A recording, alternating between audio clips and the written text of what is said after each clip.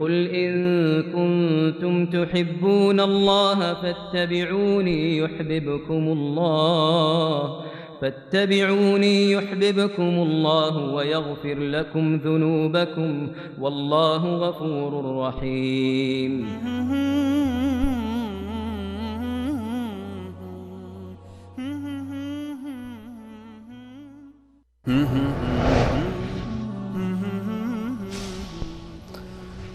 بسم الله الرحمن الرحیم. الحمد لله رب العالمین والصلاة والسلام على رسوله الامین محمد و علی آله و صحبه اجمعین. بیننده های عزیز و گرامی شبکه جهانی وصال حق، السلام علیکم و رحمت الله تعالی و برکاته. باز هم الله متعال را سپاسگزار هستم که بار دیگر برای ما این فرصت را عنایت نمود تا با یک دیگر از سلسله برنامه های جایگاه سنت در اسلام خدمت شما عزیزان باشیم. البته مهمان و کارشناس دائمی برنامه جناب دکتر احسان الله مبارز در استودیو با من حضور دارند که در قدم نخست سلام های خود و شما بیننده های عزیز را خدمت جناب دکتر تقدیم نموده و ایشان را یک بار دیگر خوش آمدید میگویم. و علیکم السلام و رحمت الله و برکاته.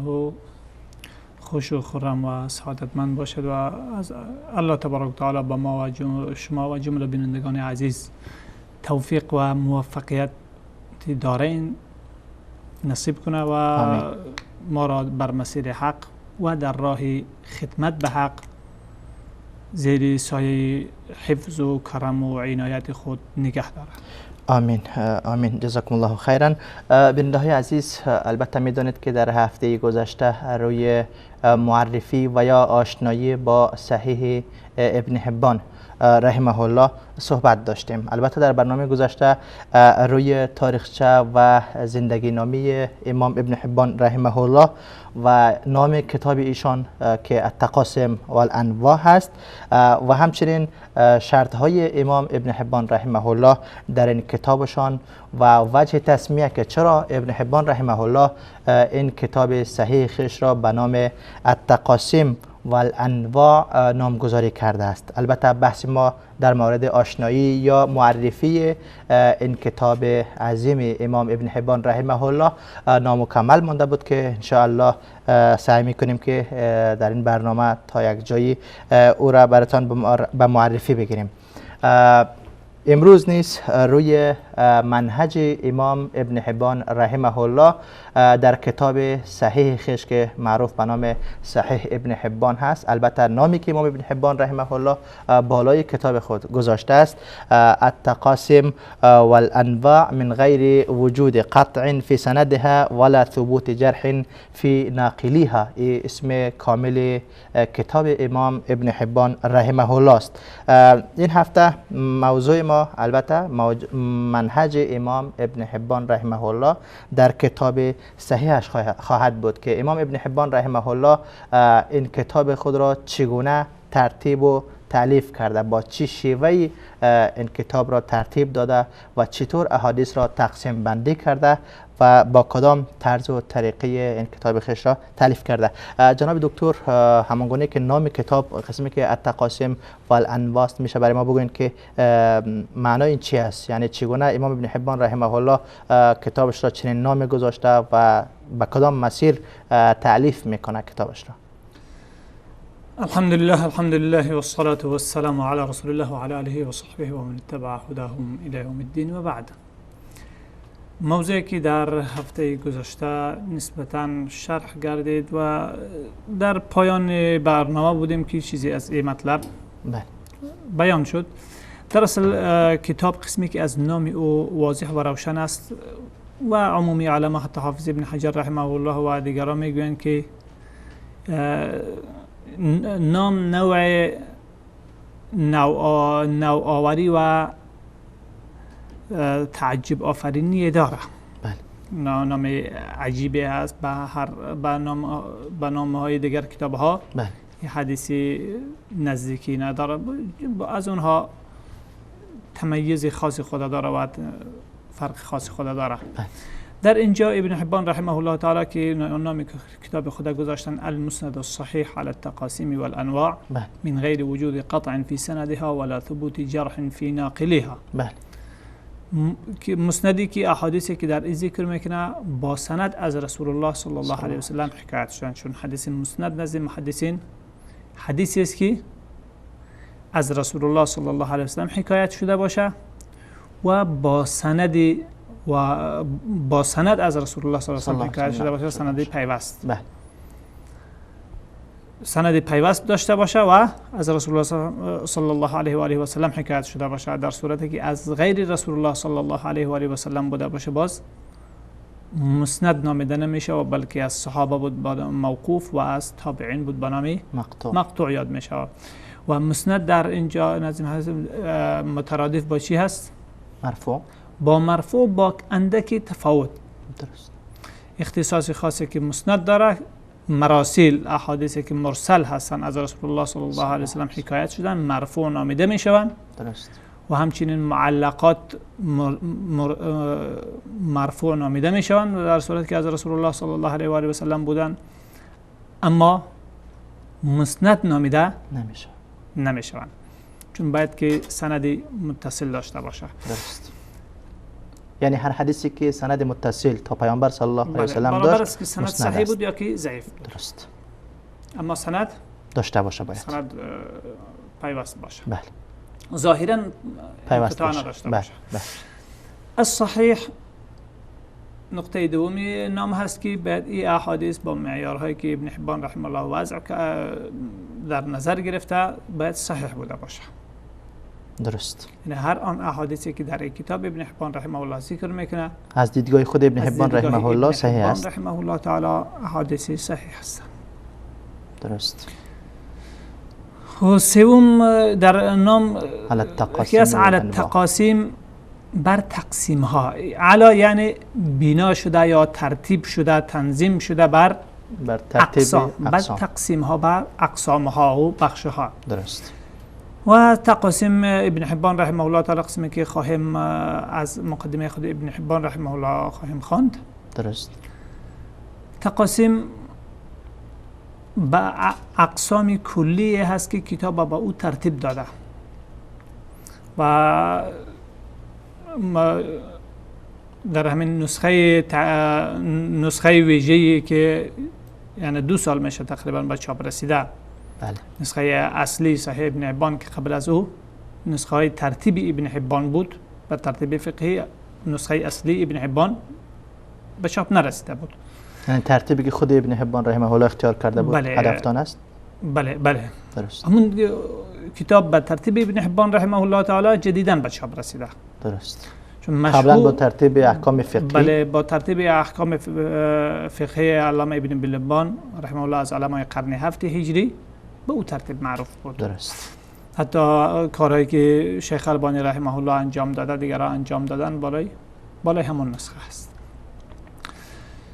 خب اینجا در غلاف کتاب بله اقسام ذکر میکنه، به نمای طور فشرده بیان کرده. بله. یکی اوامر هست، آنچه از رسول الله صلی الله علیه و سلم به عنوان امر و فرمان حکایت شده، روایت شده با سندهای متصل و صحیح. یعنی احادیثی که در احادیث پیامبر صلی الله علیه و سلم به چیزی فرمان داده باشه، به چیزی حکم کرده باشه. درست. یعنی ما قسم دوم یا تقسیم دوم هست النواهی، کار احادیثی که در اونها رسول الله صلی الله علیه و سلم از کار منع کرده باشه. درست. سوم الاخبار احادیثی که در اونها رسول الله صلی الله علیه و آله و سلم خبر داده باشه راجع به کاره، خواه او خبر در حکم امر باشه یا خبر در حکم نهی بوده باشه یا که خبر در حکم یک داستان و قصه اطلاعی عام بوده باشه. سوم، یعنی ببخشید جناب دکتر، قسم سوم که گفتین الاخبار شامل امر و نهی هم است؟ بله، چیزهایی داره که خواهیم به تفصیلی او خواهیم پرداخت ان شاء الله الرحمن. چون اخبار چیزی هست که رسول الله صلی الله علیه و آله در او صراحتا در او حکم نمیده به کاره یا که از کاره منع نمیکنه، اما هدف او امر به کاره هست یا منع از کاره هست یا ترغیب به کاره هست و یا کراهتی کاره هست. درست. و یا اباحتی از او هست و یا هیچ یکی از اونها مراد نیست، بس واقع حاله حکایت میکنه. درست. خب قسم چهارم الافعال، کارهای احادیثی که در اونها عمل کرده های شخصی رسول الله صلی الله علیه وسلم بیان شده باشه. درست. چی از اعمالی که مخصوص به رسول الله صلی الله علیه وسلم بوده باشن و چی اعمالی که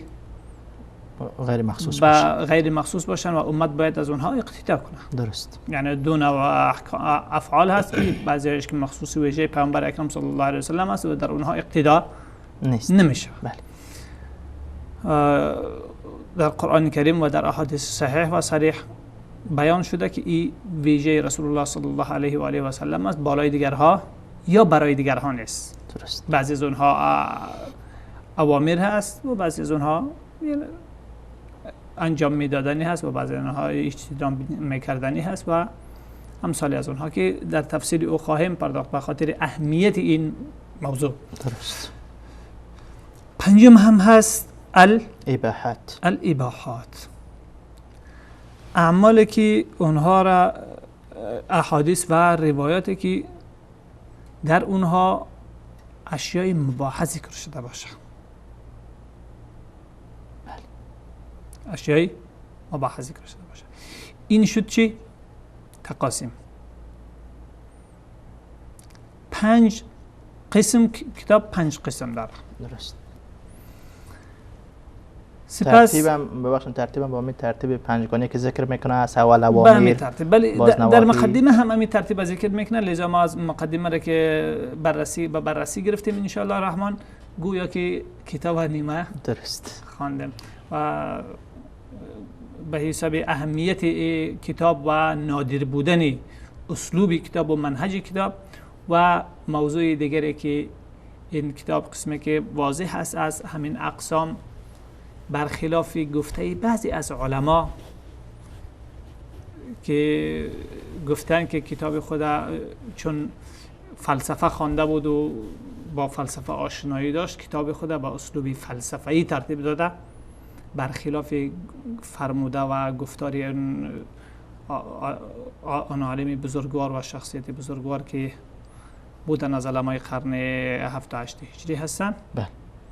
برخلاف از او واضح و نمایان هست که این به ترتیب فلسفی تنظیم نشده، بلکه ترتیب این به کدام ترتیب هست؟ به ترتیب اصولی.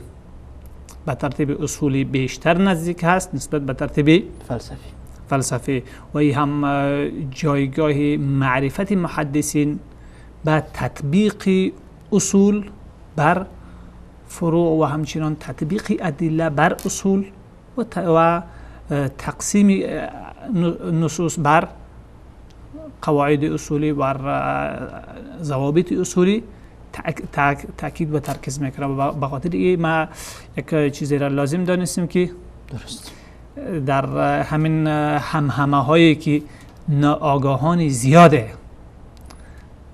به علتی که به چند کلمه اصطلاحی یا که عبارت های مفهوم و غیر مفهوم با چند مثال درست و نادرست اصولی وارد میدان شدن و فکر به این گمانه هستند که محدثین و علمای حدیث در بخش معرفت اصولی و معرفت تطبیق اصول بر احکام فرعی، بر ادله و تطبیق ادله بر اصول و احکام و همچنان تطبیق اصول بر ادله فرعی کوتاهی داشتن یا اینکه ضعف معلومات داشتن، برای که در بحر اینها هر یک از اینها که وارد شوی، چه امام بخاری رحمه الله در صحیح خود، چه ابن خزیمه رحمه الله تعالی در صحیح خود که بس اوقات به مطالب اصولی عنوان گذاری میکنه و یا بس اوقات دیگر در ضمن تعلیقات خود یا قبل از حدیث یا بعد از حدیث مطالب تطبیقی اصولی را در بالای حدیث و حدیث بالای اصولی و استدلال برای اصول از احادیث، چون اصلا اصول استنباط های بشری هست از نصوص. گاهی قاعده که استنباط شده درست می باشه و گاهی هم غلط می باشه، بر خلاف گمان افراد کم علم و ناآگاه که فکر میکنن آنچه که برداشت اصولی هست اون اصل هست و نصوص فرعی که باید تابع اون بوده باشن، در حالی که برعکس است. و قوی ترین دلیل و محکم ترین دلیل ای چه هست؟ همین که اختلاف اصولی ها در ضوابط و قواعد اصولی. در یک قاعده یک عالم اصولی یک نظر داره و یک برداشت داره و برای از او استدلال ها داره، چی درست و چی نادرست. اون موضوع است که هر مسئله جداگانه بررسی جداگانه هر مسئله واضح میسازه که رأی کدام یک و موقف کدام یک از مختلفین و کدام یک از اقوال مختلف دلیل درست و رسا داره و بجا هست و کدام یک از اونها اشتباه هست و مؤلف و قائد او یا که مجتهد او بنابر بشر بودن و لازمه بشری هست که اشتباه داشته باشه در به اشتباه رفته. یعنی هدفتون این است که در آخر اصول برداشت های است از نصوص. بله، برداشت های است از نصوص. و بیشتر قواعد اصولی و ضوابط اصولی که علما با او اتفاق نظر دارن محل ترددی نیست، عموما نصوص زیاده به صحت و دلالت میکنه. اما بسا اوقات برداشته های فردی افراد از علما هست که گاهی درست می باشه و گاهی نادرست می باشه.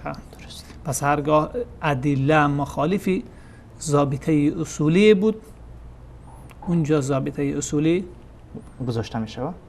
ضابطه اصولی که محل اختلاف هست، حتما تردد نیست که در جایی که ادله در مجموع و طور اغلب مخالف ضابطه اصولی بود، اون ضابطه مسلم و اتفاقی نیست.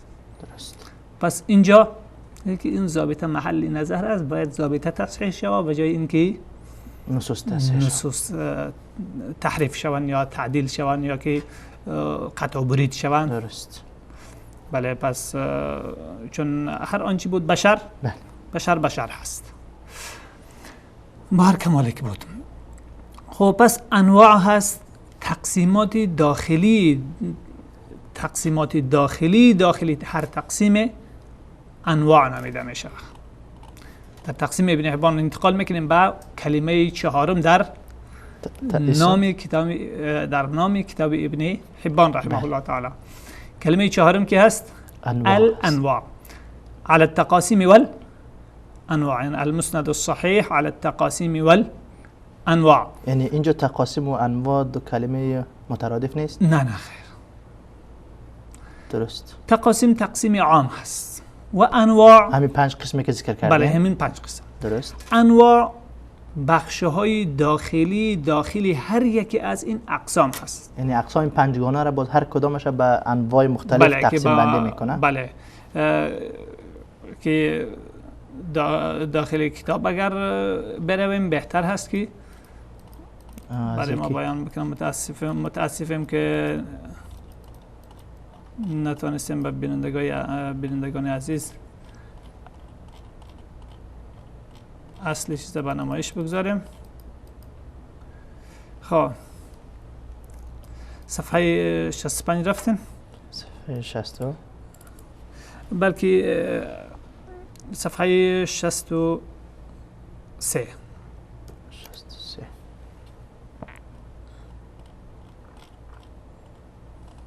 بله صفحه 63 است.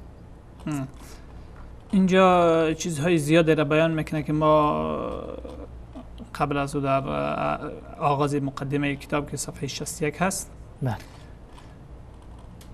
چون ما هنوز در موضوع چیز هستیم مصروف، موضوع شرح اسم کتاب و در اینجا موضوعی را گفتیم که ای بر مبنای مطالب تقسیم اصولی هست، نه فلسفی قسمی که بعضی ها تصور کردن. درست. چون مقدمه داره در اینجا مطالب زیادی اصولی را با خود ذکر کرده. اگر فعلا این را بیان بکنیم یا اینکه بعد از به خاطر استدلال برای از او چیز بوده باشه؟ بفرمایید. ببینید در مقدمه صفحه 61 این کتاب که آمده، آغاز کتاب تا به اینجا مقدمه محققین هست. بله. آغاز اینجا میگه که قال ابو حاتم محمد بن حبان بن احمد التميمي البستي. بله. الحمد لله المستحق الحمد لآلائه المتوحد بعزه و كبريائه تابعين که به اینجا میرسه ثم فضل بانواع الخطاب اهل التمييز والالباب. بله.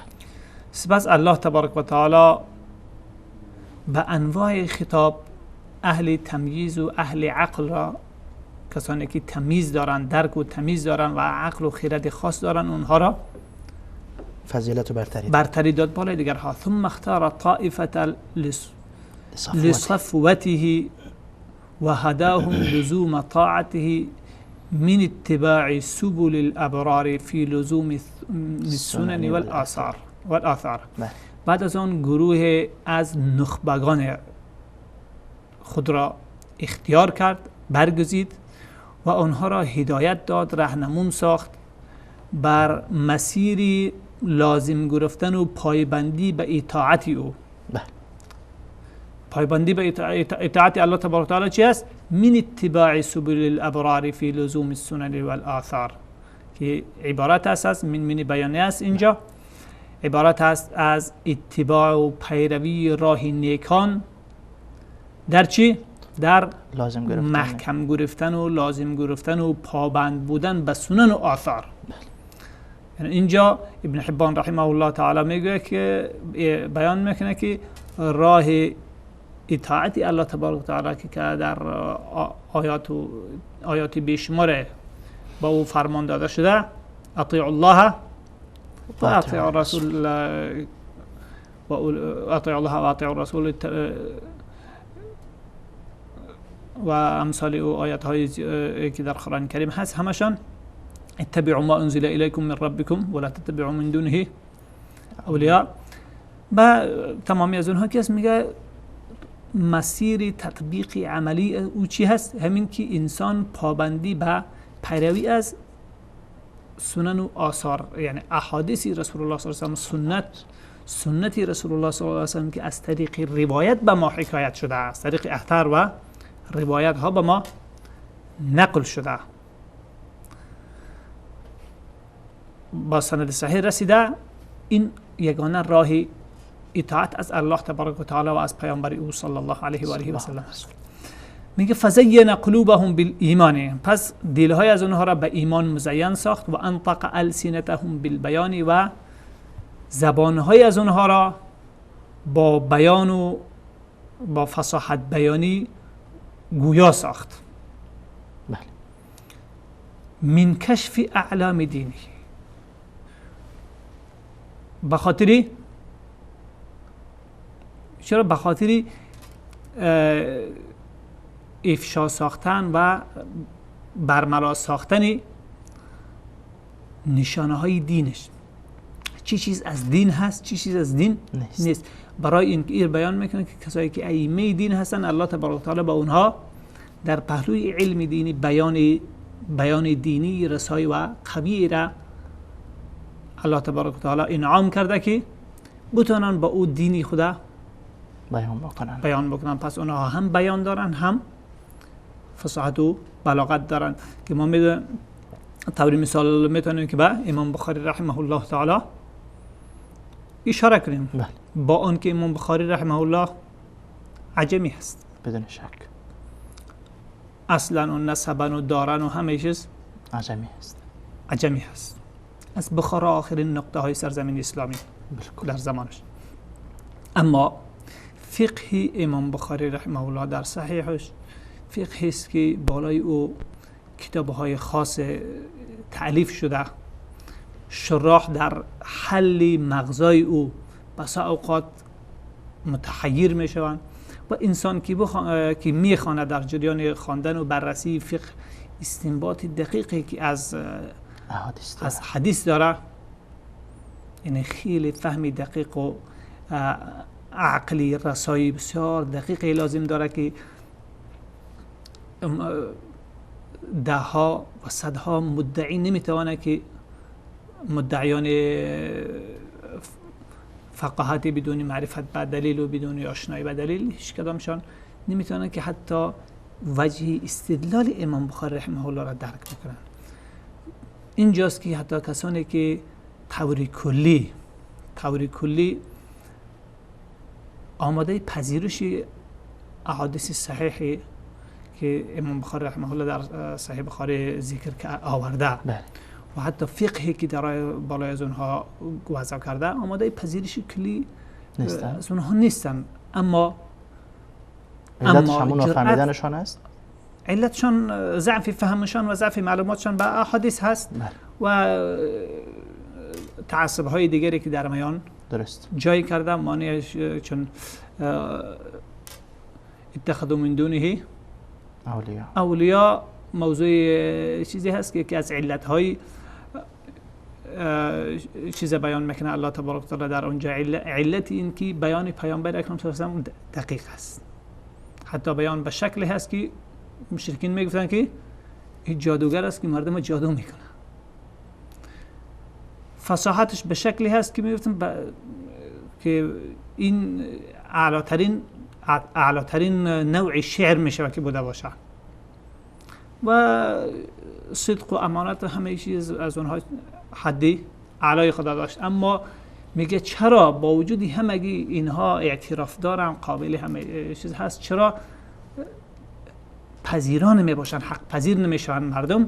اینجا نکته دقیق بیان میکنه که اتخذوا من دونه اولیاء، افراد دیگری را جایگزین انتخاب کردن، اونها را مهم و معتبر و رسای و کامل معرفی کردن، تعیین کردن، انتخاب کردن. پس هر آنچه که مطابق داده های اون اولیا بود، اون بزرگوارهایی که انتخاب کردن، واقعا بسیاری از اونها بزرگوار هست، چون عیسی علیه السلام، چون اتباع شاگردان عیسی علیه السلام که از چیز بود و امثال از اونها افرادی بشماری دیگری که عزیر علیه السلام در یهودی ها، داود علیه السلام و غیره.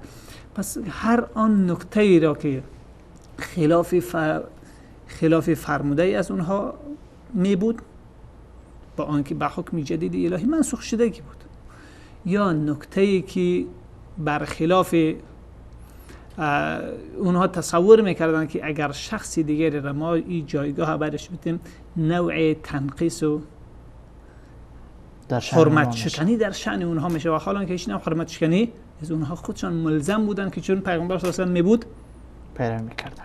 تتبعونه، پیمان الهی از پیشان گرفته شده بود که چون آمد شما حتما از او پیروی میکنه. و نبی اکرم صلی الله علیه و آله میفرماید که لو کان موسی حیا ما وسعه الا اتباع، اگر موسی علیه السلام زنده می بود راه برای از او نبود جز این که از محمد مصطفی صلی الله علیه و آله و سلم پیروی کنه و بر نقش قدمی روان باشه، چون نقطه رسالت او با بعثت پیامبر محمد صلی الله علیه و سلم پایان می‌یافت. پس در اینجا یکی از انگیزه ها یک تصورهای حرمت شکنی های تصورهای نادرست حرمت شکنی ها هست. چون میگه اگر ما این مطلب را، این نص را، این فقه دقیق مستند و مبتنی بر احادیث صحیح و آیات صریح بپذیریم، اینجا به این معنا هست که ما شخصیت بزرگوار خود قدر شکنی کردیم، او را به ضعف و به کمزوری یا که خلل و نافهمی و خطا و اشتباه متهم کرده باشیم. پس این قدر شکنی و جای شکنی او شخصیت میشه، حالا که او شخصیت بزرگوار خودشان در زندگی خود گاهی در یک مسئله چندین تغییری نظر داشتن و چندین بار مطابق با نصوص گاهی یک فتوا دارن و گاهی دیگر فتوا، و ما ایره در هر یکی از ائمه بزرگوار مشاهده میکنیم. چی از ائمه اهل بیت هست، چی از ائمه مذاهب چهارگانه هست، چی از ائمه حدیث هست. در تمام از آنها ما میبینیم که هرگاه برایشان گاهی فتوایی داشتن، برایشان روشن میشد که دلیل قوی‌تر و دقیق‌تر مخالف او هست، فوراً تغییر نظر میدادن و ایره نه کسر شأن میدانستن و نه خلاف و نه حرمت شکنی خود میدانستن و نه خلاف مطلوب در حرمت گذاری از اونها و حفظ جایگاه خود، بلکه شاگردان خود هم پیوسته به این تأکید میکردن. یک نوع یعنی اشتباه در تصور حرمت گذاری به بزرگا ریشه اساسی این خلل ها می باشه. درست. به نسوی مقدمه و اتباع سنن نبیه صلی الله علیه و آله و سلم فی الدؤوب فی الرحل والاسفار و پیروی سنت های پیامبر اکرم صلی الله علیه و آله و سلم بالدؤوب با رفتنی های پیهم در رحلت ها و سفرها، یا اینجا به معنای اتباع پیگیری کردنی سنت های پیامبر اکرم صلی الله علیه و سلم با گشت و گذارها و رفت و آمدها و حرکت های در رحلت ها و در سفرهای مختلف و فراق الاهل و الاوطان و با جدایی و دوری از اهل و وطن ها. بله. این همه کارها را چی میکنن؟ به خاطر پیگیری سنت رسول الله صلی الله علیه و سلم فی جمع السنن و رفض الاهواء. همه این کارهای این زحمات خود در راستای جمع سنت های پیامبر اکرم صلی الله علیه و آله و سلم که بخش عمده دین است، نمیگویم که نصف دین هست، بلکه بیشتر از نصف دین، شاید که 70 و 75% دین بوده باشد، چون تشریحات تمام نصوص قرآن کریم در حدیث هست و بر علاوه از او بیان بیشمار از مسائل دیگری هست که در قرآن کریم ذکر نشده و گاهی در قرآن کریم اشاره شده به اینکه ما در وحی خود این چیزها را به تو بیان کردیم و میبینیم که او وحی در کجا هست؟ در احادیث پیامبر اکرم صلی الله علیه و آله آمده، در هیچ آیه قرآن کریم ذکر نشده. خب میگه و التفقه فیها، این نکته مهم هست که در جمع سنن و رفض الاهواء، هدف دومی که در این سفرها هست سنت ها را جمع بکنن و آرا و اهوا و برداشته های شخصی و کلامی را دور باندازند. چون این برداشت خیلی دقیق، خیلی زحمت کشیده صاحبی و بزرگواری که وقت مصرف کرده و زحمت کشیده، کتاب تألیف کرده یا که مسئله استنباط کرده، مسئله استخراج کرده به حساب عقلی و نظری و منطق و فلسفه و غیره خود، زحمت کشیده بجا. اما این زحمت دیدگاهی شخصی از او هست که مخالف با چیه؟ دیدیم که وقتی که جمع کردیم سنن نبوی صلی الله علیه و آله و سلم را در پهلوی قرآن کریم، دیدیم که این مخالف با اون روش اون دیدگاه هست و پس میگویم که اینجا این روش این دیدگاه مرفوض هست، مرفوض برخواسته از هوا و خواهشات شخصی و برداشت های شخصی افراد هست، لذا این معیار درستی نداره و باطل هست، چون مخالف با فرموده های وحی الهی هست که اونها هیچ خللی به اونها مجال نداره. و مثلا برای از این موضوعی که مدت ها مطرح بود و بلکه چند قرن مطرح بود، موضوع ثابت بودنی ایسا به نظریه ساینسی فلسفی ثابت بودن آفتاب و غیر متحرک بودنش و حرکت تمام سیارات در اطرافی از ما وقتی که قرآن کریم و وقتی که این برداشت کسایی که در این زحمت ها کشیدن، بلکه در راهی از افرادی که این فلسفه را جایگزین ساختن رنج ها کشیدن، عذاب ها کشیدن، بدارها رفتن، اما این به این معنی نیست که این درست بوده باشه. چون یک نفر به خاطر یک باطلی که داره و با او میخواه که باید تطبیق شود بسیار زحمات را متحمل میشود و خودش هم میدونه که راه غلط اختیار کرده رفته روان هست. ما نصوص صریح قرآن کریم و الشمس تجری لمستقر لها، آفتاب جریان داره، میدوه، نه تنها حرکت داره بلکه تجری، جری میکنه که دوش داره، با حرکتی با شکل دوشگونه و سریع، جریانی سریع داره برای رسیدن به آرامگاه خود، قرارگاه خود، جایی که برای او تعیین شده این نقطه پایانی تو هست. باز اینجا که آمده دوباره باید اجازت طلب کنی تا اینکه به دوباره اجازه طلوع داده شود یا که داده نشود، تا اینکه قریب روز قیامت میشه و اجازه بند میشه و میگه پس به همون مسیری که آمده بودی برگرد، که میگه زمانی است که دروازه توبه دیگر بسته میشه. الله تبارک و تعالی ما همه از اون نگه بداره و محفوظ. خب ذلك تقدير العزيز العليم. لا الشمس ينبغي لها ان تدرك القمر ولا الليل سابق النهار. نه برای آفتاب مناسب هست که ماهتاب درک کنه، به این معنی است که سیری از اینها یکی پیهم دیگر است و نقطه سیر ماهتاب در عموم در سیرش پیشی حرکت آفتاب می باشه و حرکت آفتاب دنبالی از اون می باشه. یک جا در یک خط مستقیم اینا حرکت نمی کنن.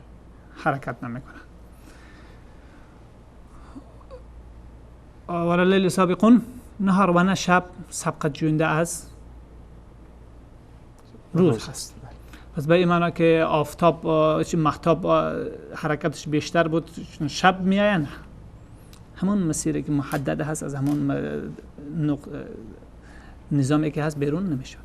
و کل فی فلکی یسبحون، و هر یکی در فلک و تمامگی و کلون و تمامگی در یک محور فلکیه که مدور میچرخند، یعنی محوری که با او آفتاب میچرخه عین محوری است که بر او ماهتاب میچرخه.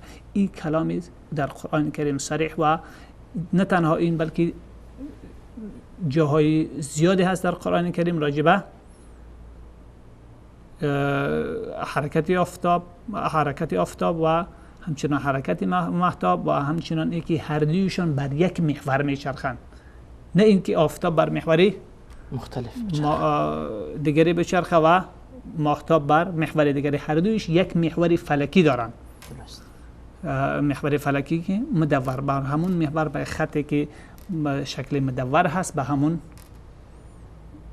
میچرخن و او با موضوعی که بعضی ها میخواهن اشکال ایجاد بکنن با موضوع مدور بودن یا که کروی بودن زمین هیچ اشکال ایجاد نمیکنه، چون در همون خط دایره خود میچرخه و شکل فلکی خود با همگی ثابت میباشه.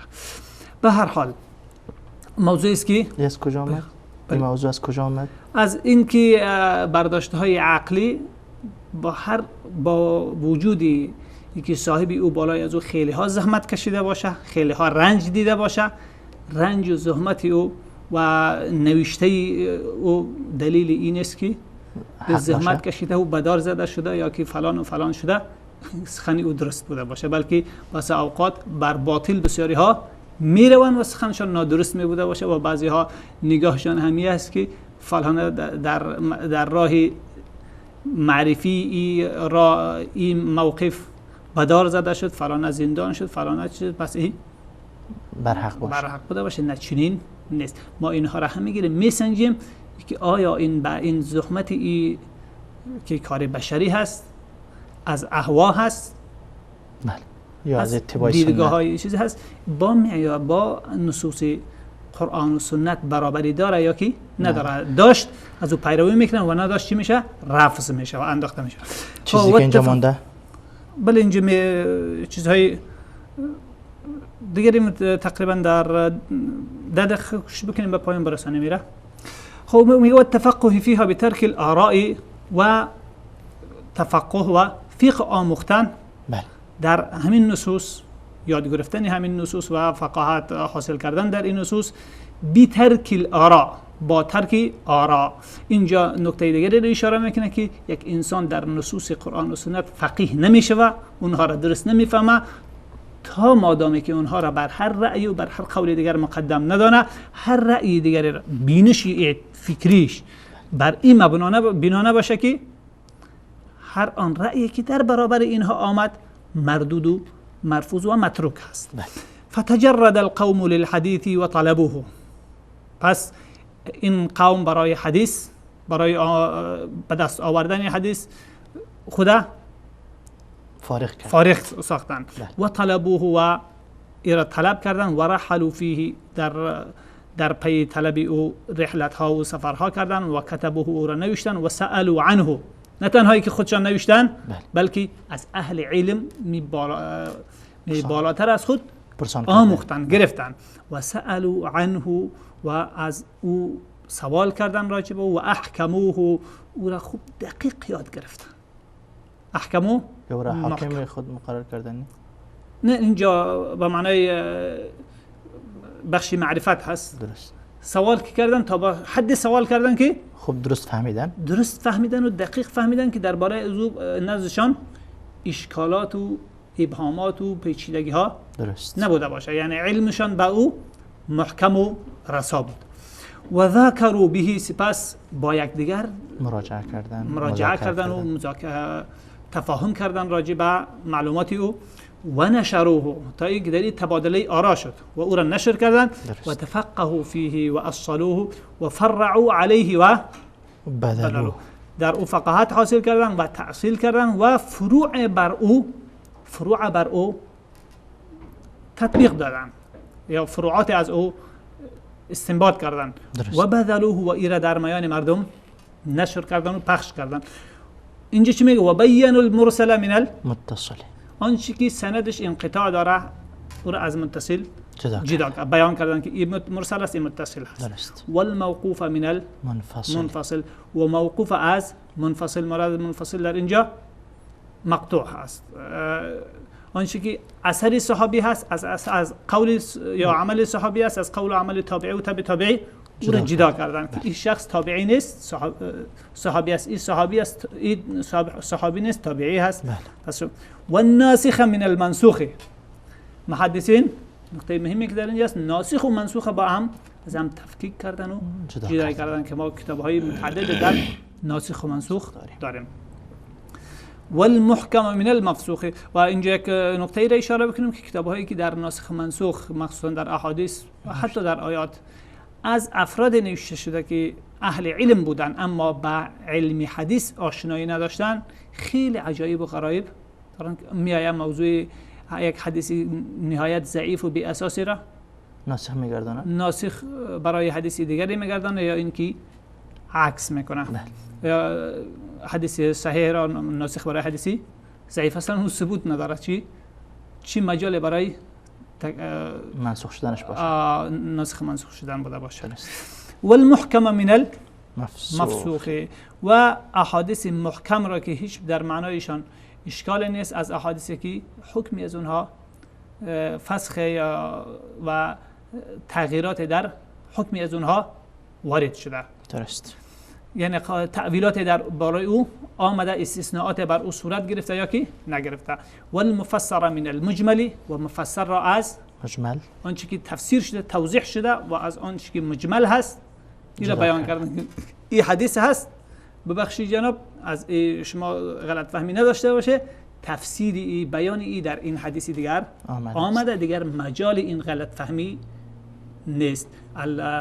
القرآن یفسر بعضه بعضا والاحادیث یفسر بعضها بعضا. والمستعمل من المهمل، احادیث و روایاتی که استعمال میشن با اونها عمل میشه و از روایاتی که با اونها عمل نمیشه این هم بیان کردن. در اینجا جالب است که ما به یک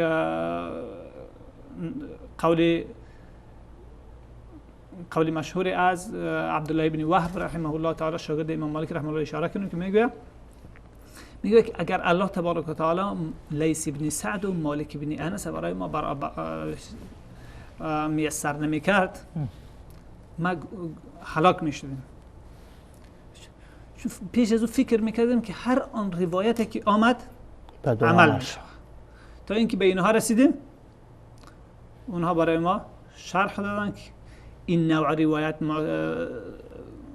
مثلا روایتی که بی سند هست یا مرسل هست یا از طریق راوی های ضعیف هست یا روایتی که از طریق ثقه هست اما منسوخ هست یا روایتی که صحیح هست اما مخصوص پیامبر صلی الله علیه و سلم هست یا روایتی هست که صحیح هست مخصوص پیامبر صلی الله علیه و سلم نیست اما در او استثناءات آمده برای عمومش نیست یا برای تخصیصی که داره در این نص آمده این تخصیص معتبر نیست چون نص دیگری آمده که اعتبار این خصوصیت هم لغو میسازه.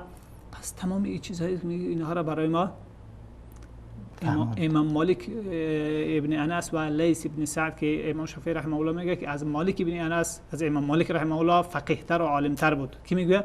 امام شافعی. اما شاگردان او قسمی شاگردان امام مالک علمی او را رشد ندادن و پخش نکردن.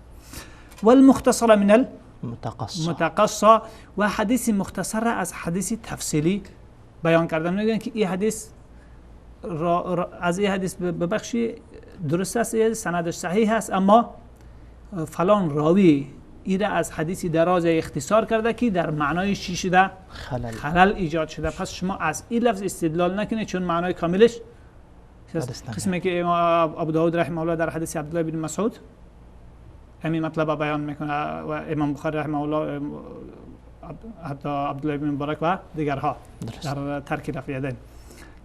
والملزوق من المتفصى و حدیثی برچسب داده شده را از حدیثی جدا شده. احادیث دروغین بر رسول الله صلی الله علیه و آله برچسب داده شدن. زندقه ها یا راوی های خوشباور یا ای که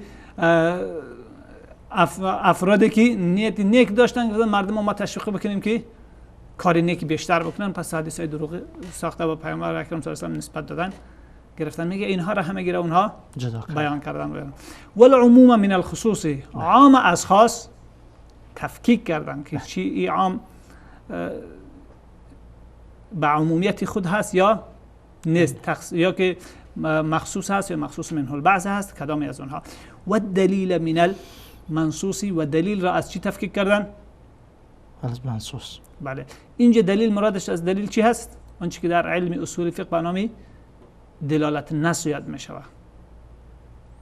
و مراد از منصوص آنچه که نص صریح است که میگه درست است از این نصی که داره بسیاری از اشکال‌های اختلاف‌های فقهی هم به همین برمیگرده که مثلا پیشان دلالت نص هست یک حدیثی هست که از او یک برداشت میشه و یک آیت از لفظ او یک برداشت میشه و میتونه که انسان برداشت بکنه اما آیت برای او مثلا نازل نشده.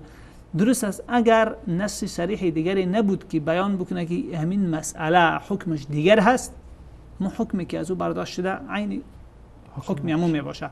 اما اینجا منصوص چیزی دیگری است. ما نص دیگری داریم ببخشی جناب فقیه آیا عالم صاحب یا طالب علم و دیگر که در نص دیگری داریم که بیانگری ای هست که حکم این مسئله جدا از اون دلالت نص که تو از آن حدیثی دیگری یا از آن آیت استدلال کرده. پس این از هم با هم تفکیک دارن. یعنی اینها چقدر دقیق هست فهم اهل فقهای محدثین در نصوص و که اینها امتیازشون چی هست؟ هم اصول میدانن هم دلیلی اصول میدانن.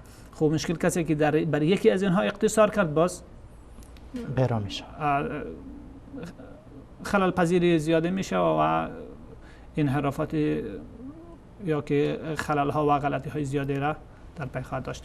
والمباح من المسجور، مباح از آنچه که مکروه پنداشته شده که از او منع شده جدا کردن و شناخت.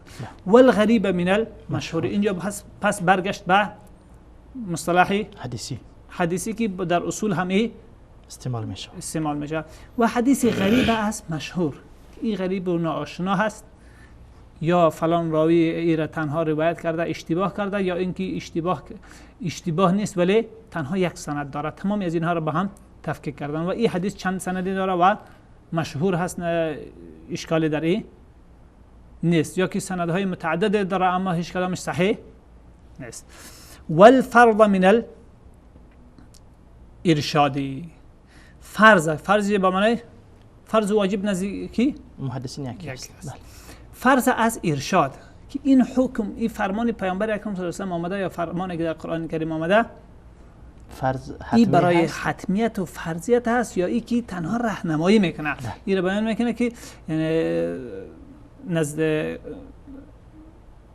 محدثین از جمله تفکیک هایی که دارن میگه ایتون نیستن که هر آنچه که آمد همه چیز یک حساب بکنن، بلکه تفکیک دارن که این فرمان که آمده صادر شده برای وجوب صادر شده که واجب و فرض بوده باشه، حتمی باشه که باید انجام شه، یا که برای راهنمایی هست که این کار بهتر و خوب است که انجام شود. قسمی که اذا حللتم فاصطادوا در قرآن کریم هست، پس امری بس با شکار در اونجا برای ارشاد و اباحت هست، برای چیز نیست، برای فرض و وجوب نیست که کسی که شکار نکرد بعد از حج اذا حللتم فاصطادوا بعد از حج. نماز جمعه هم شبیه به این امر ارشادی داره. بله. خب پس بعد از حج کسی که فاذا قضیت الصلاه فانتشروا فی الارض وابتغوا من فضل الله، کسی که پس خانهش کس رفتن نتونه چنین راهنمایی هست. میگه روز جمعه به این چیز نیست که رخصتی بود دیگه هیچ کار انسان نکنه، بلکه روزگار خود در او پیش ببره، کارهای خود انجام بده، نه اینکه او روزی بیکاری و روز فضول تعیین میکنه. والحتم من الاعاده، و حتمیت آنچه که در او فرمانی از او حتمی هست از آنچه که در او وعید شده تفکیک میکنن.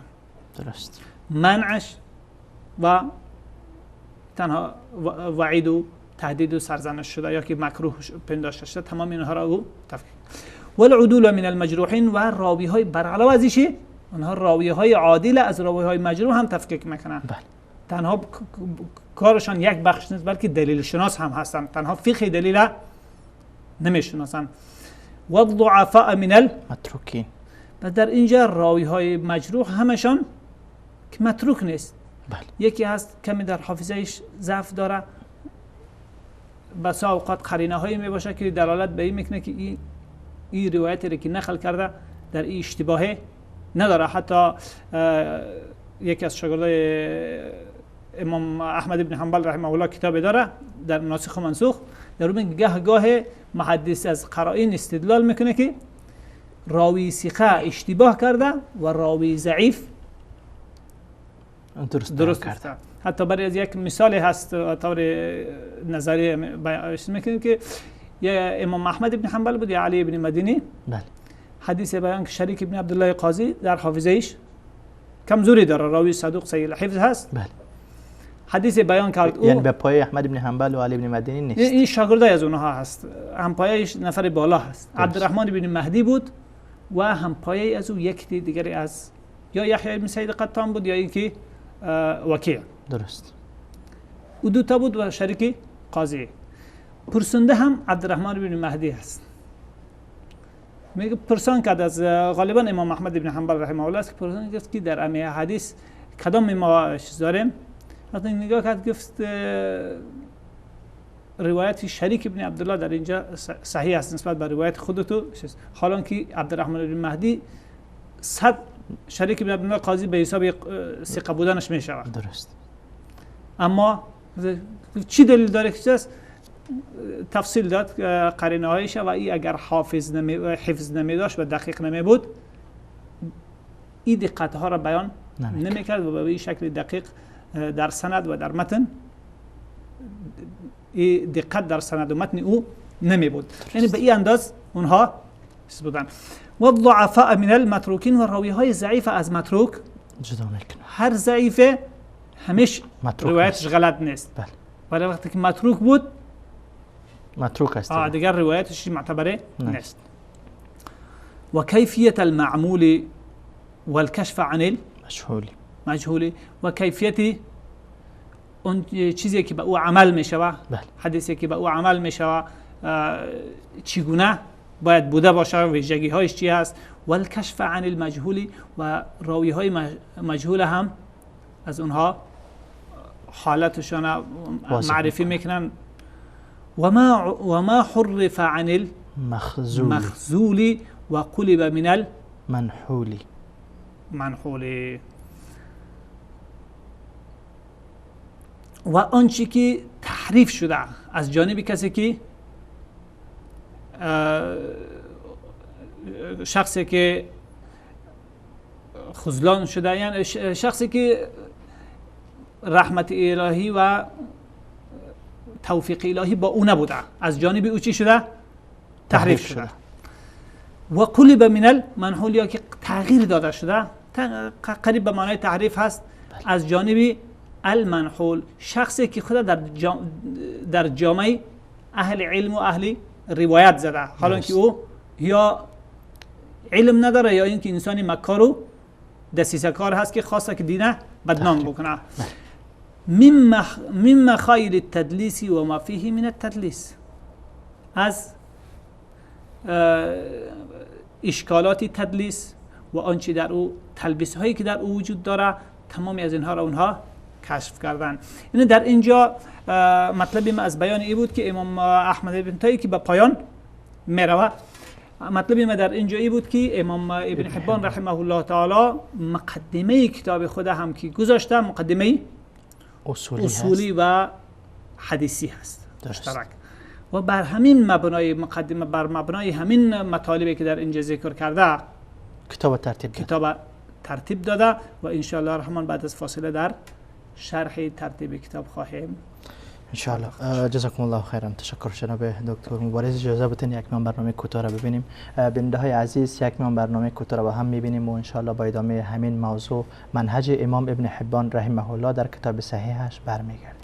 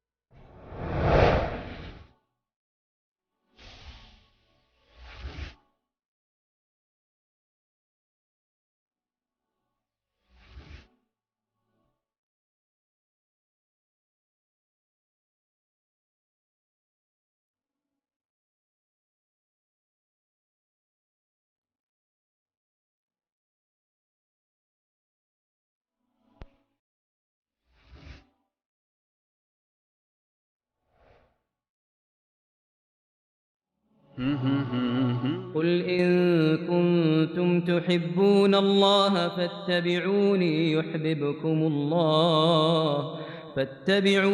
يحببكم الله ويغفر لكم ذنوبكم والله غفور رحيم.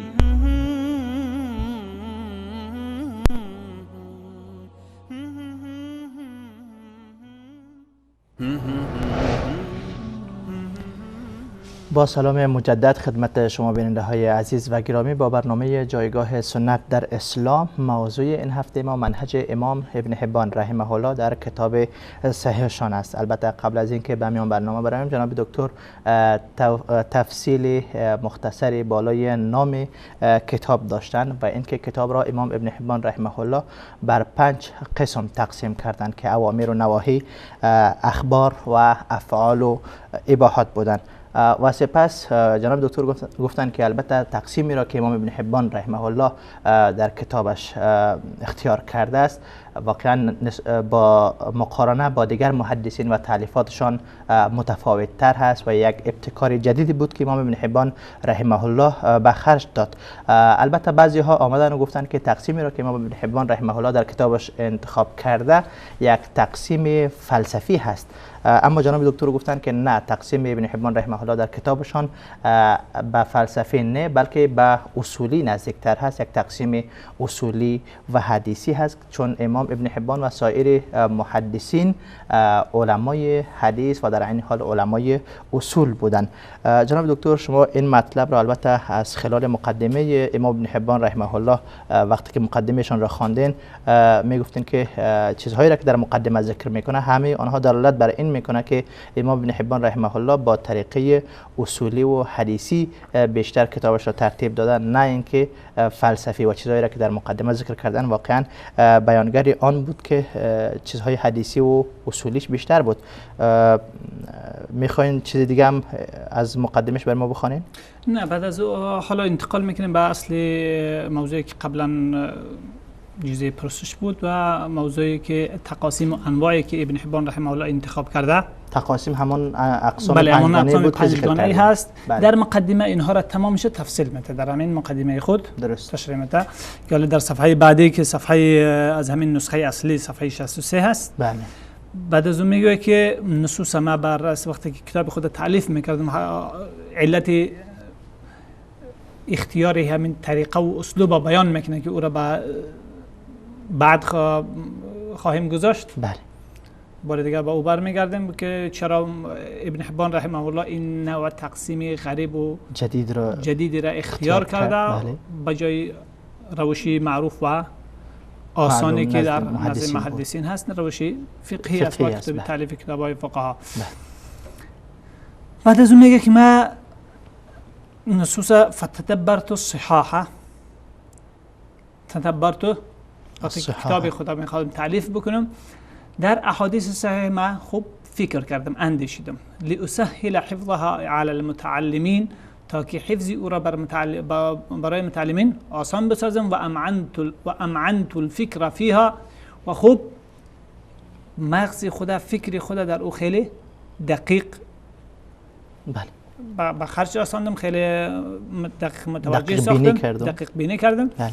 لئلا يصعب وعيها على المقتبسين، تا اینکه فهمی از اونها به آموزگاران چی نشه و سخت نشه. وقتی که میگیرن حدیثه فقهش بفهمن. درست. فرأيتها تنقسم 5 اقسام متساویه متفقه التقسیم غیر متنافیه. پس دیدم که همین مجموعه احادیث صحیح به 5 قسم تقسیم میشوند، 5 قسم مساوی، تقسیمشان متفق هست، متنافی با یکدیگر نیستن که یکی ضد دیگرش باشه، یا که از ایره که گرفتی تداخل بالای یکدیگر ندارند. بله. هر کلامش چیزی جدا هست. درست. فاولها، اولی از اونها الاوامر التي امر الله تعالی عباده بها، اوامری است که الله تبارک و تعالی با اونها بندگان خدا با او فرمان داده. دوم النواهی التي ببخشید جناب دکتر، ما فکر میکنیم که در کتاب حدیثی هستیم. درست است؟ الاوامر التي امر الله تعالی عباده بها. بعد میگفت که الاوامر التي امر الله به النبی صلی الله علیه و سلم. نه اینجا پیش از این بیان میکنه که یعنی آیات قرآنی را میاره یا احادیث میاره؟ احادیث پیامبر اکرم صلی الله علیه و میاره بر مبنای که احادیث پیامبر اکرم صلی الله علیه و وحی الهی هستند. درست. و امر پیامبر عین امر خداوند میدانه؟ نه به این چیز نه. فرموده های پیامبر اکرم صلی الله علیه و سلم عیناً فرموده های الله تبارک و تعالی هستند که پیامبر اکرم صلی الله علیه و سلم به ما بیان کرده. نبی اکرم صلی الله علیه و آله و سلم مبین شریعت هستند، مؤسس شریعت نیستن. هر آنچه که به عنوان دین محمد مصطفی صلی الله علیه و آله و سلم بیان میکنن و از الله است، از وحی الهی است و از و ارشادات الهی است توسط وحی خود. درست. لذا در مقدمه از او بعد از اما بعد این مطلب را بیان میکنه که محمد صلی الله علیه و سلم بیان کرد و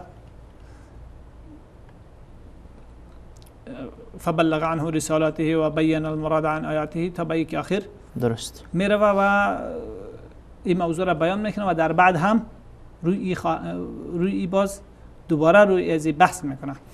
خب پس اینجا اوامری که الله تبارک و تعالی در اینجا گویا فکر انحرافی بعضی ها را در اینجا نقد میکنه که در ابتدا که وقتی که حدیث پیامبر اکرم صلی الله علیه و سلم که میخوانیم متوجه باش که این امر خداست، امر خداست و شریعت الهی میخوانی. دست آورد یک شخصیت بشری را نمیخوانی. لذا در اینجا به یک نکته دیگر هم اشاره میکنه، نقطه‌ای که تقسیم بعضی ها هست که بعضی اصولی ها با او پیچیده که اوامری که در احادیث پیامبر اکرم صلی الله علیه و سلم آمده باشه اونها را دست دو حساب میکنن در احادیث صحیح و ثابت و دست اول احادیثی که در اوامری که در قرآن کریم آمده باشه و این در ذات خود اشتباه است. از خود امام مذهب چنین چیز اصل نقل نشده نیست، اما در بعدها اضافه شده از طریق کلامی هایی که در مذهب وارد شدن و با برای از مثال های زیاده میتونیم داشته باشیم در نقد از فتوای خودی مذهب. درست. و الثانی النواهی التي نهى الله عباده عنها، دوم نواهی چیزهایی که الله تبارک و تعالی از بنده های خود از اونها منع کرده، منهیات. گویا تمام اوامر و تمام منهیات ابن حبان رحمه الله تعالی برای ما یک جا جمع کرده، آنچه که بسیاری ها تلاش دارن که روی از او چیزی بنویسن یا کتاب پیدا کنن که در او چیزهایی که منع شده، ممنوعات که هست، منهیات که هست تشریح داده شده باشن و بخونه که چیز منع شده چی نشده. این کار پیش از همه ابن حبان رحمه الله درست طبعا منظم انجام داده بود. و الثالث اخباره عن محتاج الى معرفتها، اخبار الله تبارک و تعالی آگاهی دهی الله تبارک و تعالی از آن چیزهایی که معرفت و شناخت او نیاز است. و الرابع الاباحات التي ابيح ارتكابها، مباحات که ارتکاب او انجام او مباح است. و پنجم افعال پیامبر اکرم صلی الله علیه و آله التي انفرد بفعلها، اونایی که به فعلش منفرد بوده و دیگرها نمیتونن. خب ثم رأيت كل قسم، صفحه بعدی 64 میگه که ثم رأيت كل قسم منها، انواع شروع میشه. بله اینجا مقدمه انواع است دیگر. درست. بعد از اون دیدیم که هر قسمی از اونها یتنوع انواعا کثیره، با بخش دیگری از نام انتقال میکنه اینجا. بله. الانواع. بله. دیدیم که هر قسمی از اینها به انواع زیاده تقسیم میشه و تنوع پیدا میکنه. بله. و من كل نوع تتنوع علوم خطیره، و از هر نوع علومی بسیار دقیقه. خطیره یعنی دقیق. آنچه که در خاطره ها و در چیزها یعنی عمیق بوده باشه در خاطره ها، عمق ذهنی داشته باشه. به معنی خطرناک نیست اینجا. درست. به معنی عمیق در خاطره ها، یعنی که دقیق، به معنی مسائل دقیق هست. درست. علومی خیلی دقیق که لیس یعقلها الا العالمون الذين، اینجا تشریحش میکنه. بله. که نمیداند او را مگر العالمون الذين هم فی العلم راسخون، علمایی که آنها در علم رسوخ و پختگی دارند. دون من اشتغل، اینجا نکته خیلی جالبی هست که بیان میکنه کسایی که پختگی علمی ندارن اونها کیها هستن. دون من اشتغل فی الاصول بالقیاس المنکوس، غیر از آنهای یا برخلاف آنهایی که مشغول میشه و در اصول بافی و اصول سازی و تطبیق اصول بر قیاس های منکوس، قیاس های سرچپه، قیاس هایی که برخلاف نصوص هستند. معیار استناد نصی دقیق ندارن، بلکه یا به استحسان حمل شده یا بر حدیث ضعیف دیگری بیان شده یا قیاس بالای قیاس دیگری بنا شده و همین یا که قیاس مع الفارق صورت گرفته و انواع مختلفی از، یا که قیاس در برابر نص صورت گرفته. قیاس در اصل اگر نص نمی بود، نصی که خلاف او را بیان میکنه، قسمی که قبلا ابن حبان رحمه الله گفت که نه تنها موضوع قیاس است بلکه گاه دلالت نص منصوص میآید، دلالت نص عمل به دلالت نص چی میکنه؟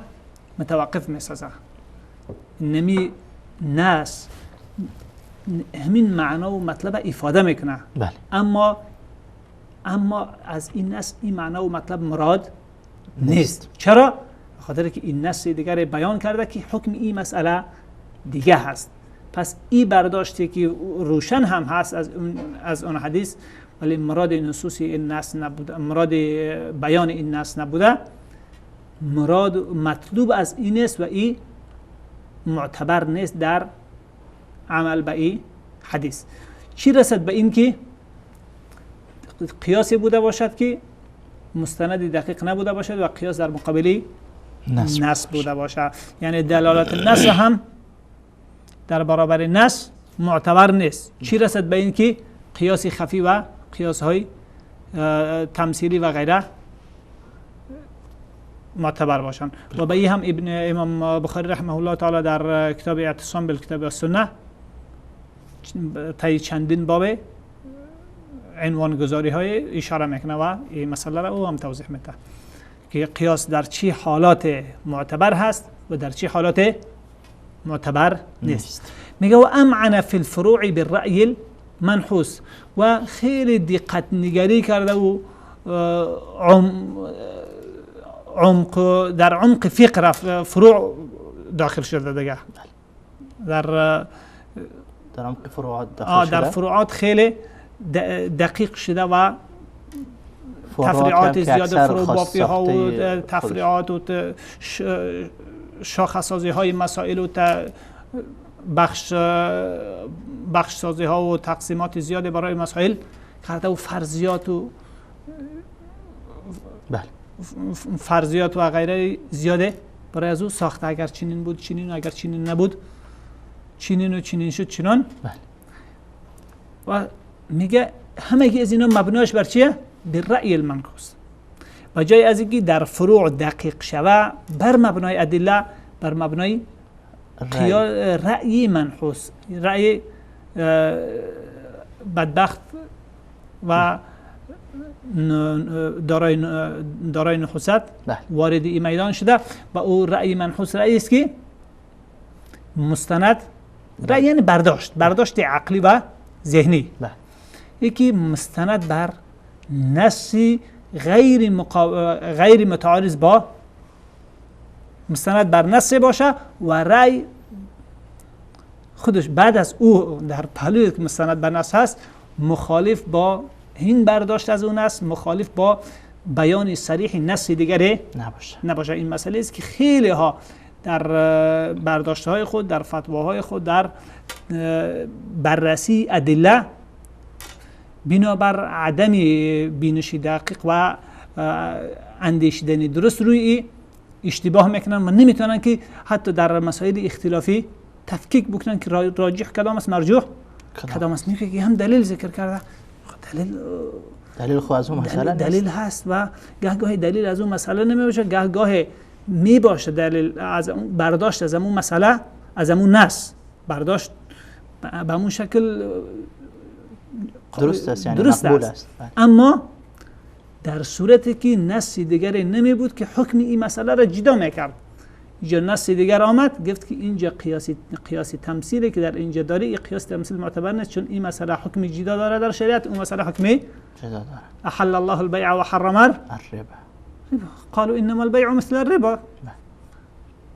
در تجارت و در هم فایده میگیره، اضافه از آنچه که خودش پرداخته از مشتری میگیره. بالکل. پس در ربا هم یعنی شکل قرض داد و سود گرفت این چیز هست. نه اینجا معتبر نیست ربا در حل الله البیع و حرم الربا.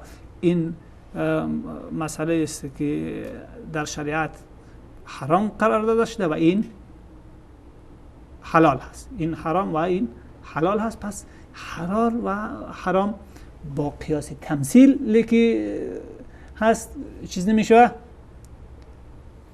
به یک دیگر قیاس نمیشن، یک حکم داده نمیشن. پس اینجا نص دیگری آمد، این قیاسش کرد باطل اعلان کرد، ولی کسی که بر همون قیاس ثابت ماند. خب میگه و اینا نملی کل قسم بما فیه من الانواع، ما هر قسمی را با انواعی که در او هست ذکر میکنیم. هر قسمی را با چیش؟ انواعش. گفته بود که هر نوع باز انواع علوم زیاده داره، نه؟ علوم دقیق زیاده داره. و کل نوع بما فیه من الاختراع الذي يخفى تقصيره على ذوي الحجة الذي لا يخفى تقصيره على ذوي الحجة. و هر نوعی را با همون شاخه های استنباط شدهش، با استنباط های اما انواع و علوم دیگرش که با خردمندان مخفی نمی باشد استنباط او و ضبط و فهم و استخراج او. بله. یعنی مختصر سازی او فقه از دلیل، یعنی به معنای تقصیر به معنای استنباط است دیگه. بله. ولا تتعذر كيفيته على أولين نها و کیفیت او بر صاحبان عقل و خرد مخفی متعذر یعنی ناممکن نیست نمی باشه. بعد از او منهج خدا بیان میکنه در انتخاب انواع، نه در انتخاب احادیث. و نبدأ منه بانواع تراجم ثم نملي الاخبار بالفاظ الخطاب. این چیزی است که به این هم بعد از این خواهیم برگشت در برگشتی دوم با همراه نقطه اول. خب صفحه بعدی بله که انتخاب میکنه صفحه 65 میگه که القسم الاول من اقسام السنن هو الاوامر. حالا شروع میکنه میگه که به طور خلاصه بگویم بله اوامر 110 نوع است. 110 نوع به اوامر ذکر میکنه. درست. 110 نوع برای چیز ذکر میکنه؟ اوامر. برای نواهی ذکر میکنه. برای هر قسم 110 نوع ذکر میکنه؟ نه فرق میکنه. خب اوامر 110 نوع است. درست. یعنی آخرش 110 نوع. نواهی هم 110 نوع. درست. مباحات و اخبار 80 هر کدامش.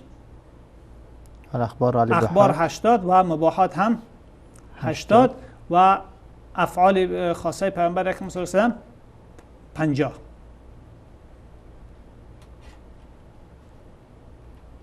افعال خاصه در ترتیب چهارم است. قسم چهارم است. پنجم است. بله درست. خب در کتابم پنجم است. در آخر افعال می باشد. بله در آخر می باشد. خب اینجا به طور نمونه چند چیزهایش ذکر میکنیم از هر کدامش تا اینکه 4 دقیقه وقت داریم. بفرمایید. میگه نوع اول من انواع الاوامر لفظ الامر الذي هو فرض على المخاطبين كافه. اینجا انواع اوامر رو ذکر میکنه که یعنی امرش عام هست بر تمام، عام غیر مخصوص است. یعنی هیچ فردی از افراد او از از او استثنا نیست. درست. مانند امر به کلمه نماز. خواندن، امر به نه، امر به ایمان، امر به ایمان، امر به کلمه خواندن، امر به اجتناب از شرک و امثال اوضاع که در باب نهی هم میآید. خب این چیزهایی است که فی جمیع الاحوال، در تمام حالات و فی کل الاوقات، در تمام اوقات، حتی لا یسع احد منهم الخروج منه بحال، تا هیچ یکی از اونها در هیچ حالت نمیتونه که از او خارج شود. از جمله ایمان قلبی حتی در حالت مجبوریت هم، مجبور هم که ساخته شود، مجال نداره که او را از قلب بیرون کنه. زبانی میتونه که تقیه کنه، اما ایمان قلبی. خب دوم، النوع الثاني. ببخشید جناب دکتر، فکر میکنم تقیه را گفتن چیزی. بله به حساب گفتم که در حالتی که خطر مرگش هست، اجازه داره یک کسی که در سطح اعلای قیادتی نباشه، جایگاهی مثلا پیامبر اکرم صلی الله علیه و آله بود، ابوبکر صدیق و عمر و اینها بودن، علی و غیره، که جایگاه قیادتی هیچ یکیشان تقیه نکردن، چون اونها هم که تقیه کردن همون دین از بین میره. درست. افرادی که در سطح پایان هستن، بر خاطر نجات جان خود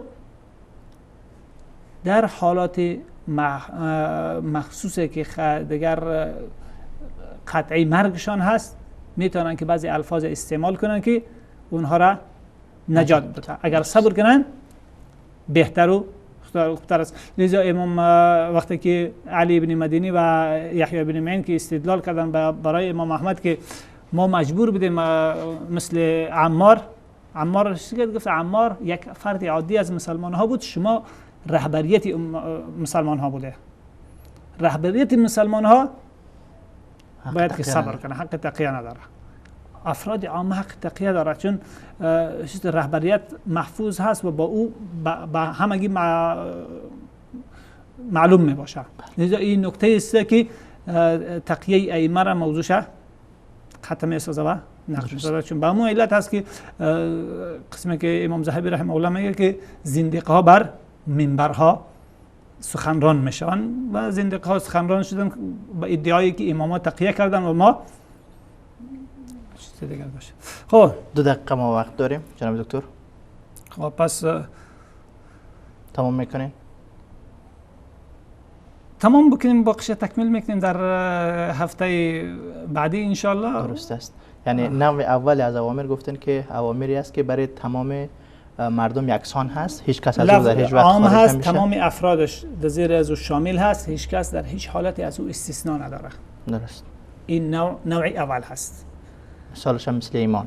ولی مثالش مثل ایمان که مثلا کلمه شهادت، ایمان،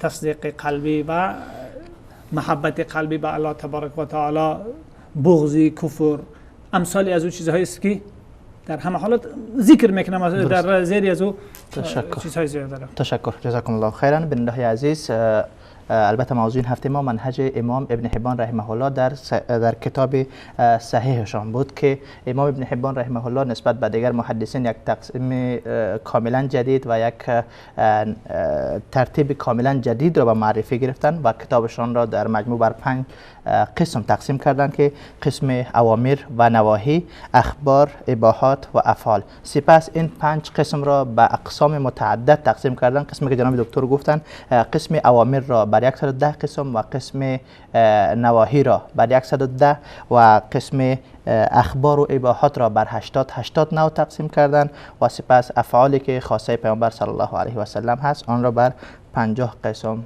تقسیم کردن. انشالله در هفته بعدی سعی میکنیم که به تفصیل این انواع بپردازیم. همه شما را به خداوند یکتا و یگانه میسپارم. الله یار و مددگارتان و السلام علیکم و رحمت الله تعالی و برکاته.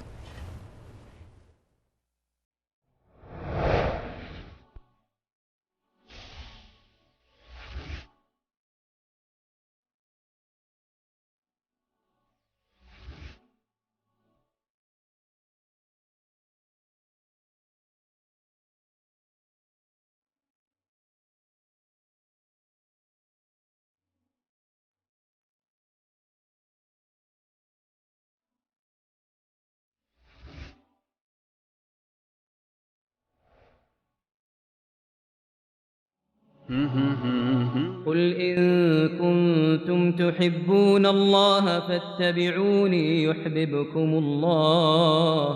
فاتبعوني يحببكم الله ويغفر لكم ذنوبكم والله غفور رحيم.